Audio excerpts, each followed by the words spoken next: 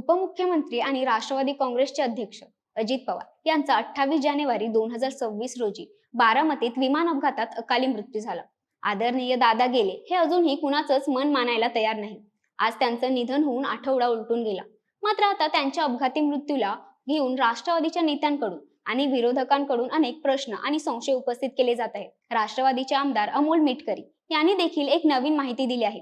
त्यांनी सांगितले की जेव्हा ते दादांच्या विमान अपघाताच्या ठिकाणी पाहणी करायला गेले तेव्हा त्यांना एका प्रत्यक्षदर्शीने सांगितले की अपघाताच्या काही सेकंद आधी त्यांना विमानातून कोणीतरी उडी मारत असल्याचं जाणवलं. शिवाय विमान अपघात होण्याआधी अजितदादांनी शेवटचा फोन कॉल हा त्यांचा पुतण्या श्रीजित पवार यांना केला होता, ज्याची ऑडिओ क्लिप सध्या सोशल मीडियावर मोठ्या प्रमाणात व्हायरल होत आहे. अपघातापूर्वी दादांनी 8:37 हा शेवटचा फोन कॉल केला होता. 8:37 शेवटचा फोन कॉल आणि 8:44 विमानाचा भीषण अपघात.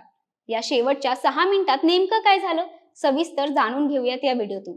नमस्कार, मी वृंदा लासे आणि कॅमेरावर आहे सिद्धेश कांबळे. बुधवार 28 जानेवारीला राज्याचे उपमुख्यमंत्री अजित पवार यांच्यासह विमान अपघातात 5 जणांचा जागीच मृत्यू झाला. त्यानंतर राज्यातील राजकीय हालचालींना भलताच वेग आलेला. दादा गेल्यानंतर अवघ्या 2 दिवसातच राष्ट्रवादी काँग्रेस पक्षाचे नेतृत्व आणि अजितदादांची खुर्ची सुनेत्रा पवार यांना सुपूर्द करण्यात आली. मात्र या सगळ्यानंतर राष्ट्रवादी काँग्रेस पक्षाच्या काही नेत्यांकडून आणि विरोधकांकडून अनेक प्रश्न उपस्थित करण्यात आले.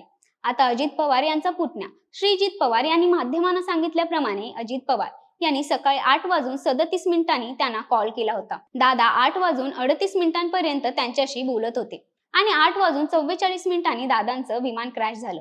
त्यामुळे या शेवटच्या 6 मिनिटात नेमकं काय झालं तर कोणत्याही विमानासाठी शेवटची 11 मिनिटे ही फार महत्वाची मानली जातात. 3 मिनिटे टेक ऑफ साठी आणि 8 मिनिटं लँडिंग साठी. याला क्रिटिकल 11 मिनिट असं देखील म्हणतात, कारण विमान अपघात या 11 मिनिटात होण्याचे चान्सेस सर्वाधिक असतात. आंतरराष्ट्रीय हवाई वाहतूक संघटनेने गोळा केलेल्या 2005 ते 2023 पर्यंतच्या विमान अपघातांच्या डेटानुसार 2005 ते 2023 मध्ये 53% विमान अपघात हे लँडिंग दरम्यान, तर 8.5% विमान अपघात हे टेक ऑफ नंतर झाले. त्यामुळे यावेळी विशेष काळजी घेण्यात येते. आता अजितदादांचा अपघात हा देखील या शेवटच्या काही मिनिटांमध्ये झाला, यात काही शंका नाही.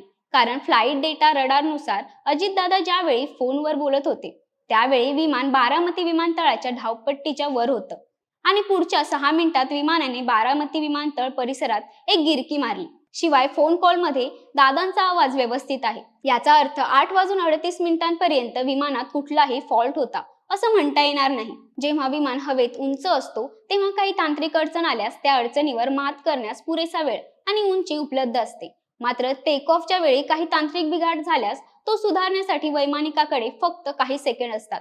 यावेळी त्यांना अनेक निर्णय घ्यावे लागतात. एटीसीशी बोलणं, विमानाच्या वेगावर कंट्रोल करणं आणि धावपट्टीचा अंदाज घेणं, या सर्व गोष्टी एकाच वेळी कराव्या लागतात. अशा वेळी वैमानिकाची एक चूक ही महागात पडू शकते. वारा, पाऊस, धुकं आणि वाऱ्याच्या दिशेने होणारा बदल यांचा सर्वाधिक फटका हा लँडिंगच्या वेळी बसतो. टेक ऑफ वेळी इंजिनवर सर्वाधिक ताण असतो. विमानाचे लँडिंग गिअर आणि ब्रेक यांच्यात जर बिघाड झाले तर लँडिंग करणे हे फार अवघड होतं. कधी कधी धावपट्टीवर दुसरे विमान येणे किंवा पक्ष्यांची धडक बसणे यांसारख्या घटनांमुळे हे अपघात होऊ शकतात. दरम्यान अजित पवार यांच्या अपघाती मृत्यूनंतर केंद्रीय हवाई नागरी उड्डाण मंत्रालय DGCA ने एक पत्रक जारी केलं, ज्यामध्ये वैमानिकांनी शेवटच्या क्षणी ATC ला प्रतिसादच दिला नाही असं त्यांनी स्पष्ट सांगितले. शिवाय अजित पवार यांच्या विमानाचे कंट्रोल हवेतच सुटल्याचे जवळच्या CCTV कॅमेरामध्ये देखील कैद झाले. DGCA ने दिलेल्या माहितीनुसार अजित पवार यांच्या विमानाने सकाळी 8:18 बारामती विमानतळावरून ATC सोबत संपर्क केला. त्यावेळी बारामती ATC ने त्यांना VMC कंडिशन म्हणजे दृश्य हवामान परिस्थितीनुसार लँडिंग करण्याचा सल्ला दिला. त्यानंतर अजित पवारांच्या वैमानिकाने ATC ला वाऱ्याचा वेग आणि विजिबिलिटी बद्दल विचारलं. त्यावर ATC ने वारे शांत असून 3000 मीटर पर्यंत विजिबिलिटी असल्याचं सांगितलं. यानंतर वैमानिकाने लँडिंगसाठी तयार आहोत परंतु धावपट्टी दिसत नसल्याने स्पष्ट केलं आणि लँडिंग रद्द करून विमान पुन्हा हवेत नेले. त्यानंतरही ATC ने आणि वैमानिकांचा संवाद चालूच होता. वैमानिकाने त्यावेळी आपण लँडिंगसाठी तयार आहोत परंतु धावपट्टी दिसत नसून धावपट्टी दिसल्यावर कळवतो असे सांगितले. यानंतर काही सेकंड नंतर वैमानिकाने रनवे दिसत नसल्याचे सांगितले आणि नंतर 8:43 विमानाला लँडिंगची परवानगी देण्यात आली. ATC ने लँडिंगची परवानगी दिल्यानंतर वैमानिक त्यांना प्रतिसाद देतो मात्र अजित पवारांच्या वैमानिकाने एटीसीला कोणताच प्रतिसाद दिला नाही आणि यानंतर एकाच मिनिटात एटीसीला धावपट्टीजवळ विमानाचा स्फोट झाल्याचे दिसले। यामुळे वैमानिकाने एटीसीला शेवटचा प्रतिसाद का दिला नाही असा प्रश्न अजूनही तसाच आहे।